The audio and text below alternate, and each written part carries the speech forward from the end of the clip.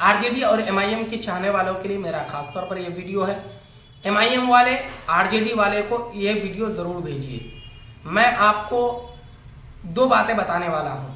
एक तो ये कि आरजेडी जो पार्टी है यह मौका परस्त है, और दूसरी बात ये कि आरजेडी जो पार्टी है ये मुसलमानों को हमेशा नीचे रखने की कोशिश कर रहे हैं और हमेशा ये हक कभी भी मुसलमानों को नहीं दिलाने वाली है और ना देती है। आप अगर मेरी बात से सहमत हैं तो वीडियो को पूरा देखिए। मैं आपको प्रूफ के साथ बताना चाहूंगा।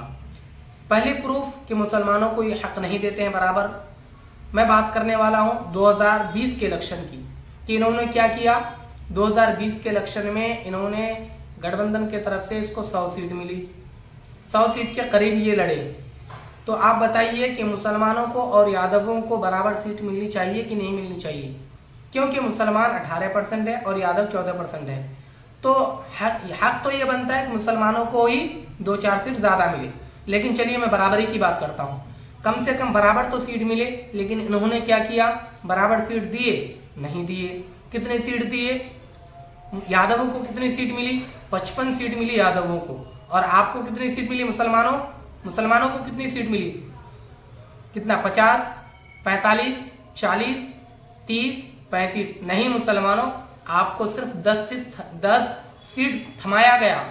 तो आप देखिए मुसलमानों को ये जो आरजेडी पार्टी है मुसलमानों को कभी भी बराबरी के तौर पर नहीं देखती है और न ही ये आपको हक दिलाने की बात करती है।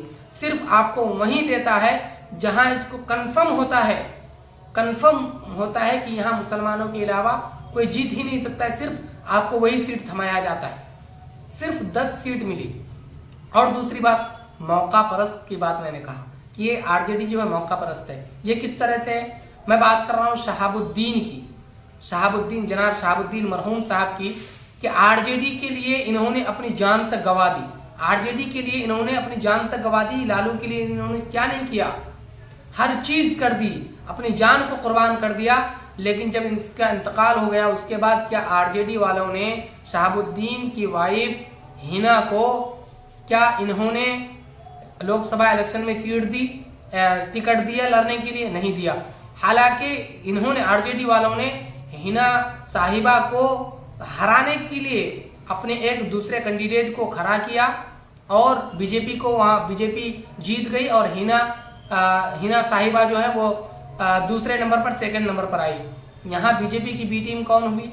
आरजेडी। इसलिए मैं कह रहा हूं जब तक इनको आप सपोर्ट करते हो, जब तक आप इनको वोट देते हो, जब तक आप इसके लिए जान देने के लिए कुर्बान हो, जान देने के लिए तैयार हो, तब तक ये यादव आपको अपने साथ नहीं बल्कि पीछे पिछलग्गू बना करके रखेगा।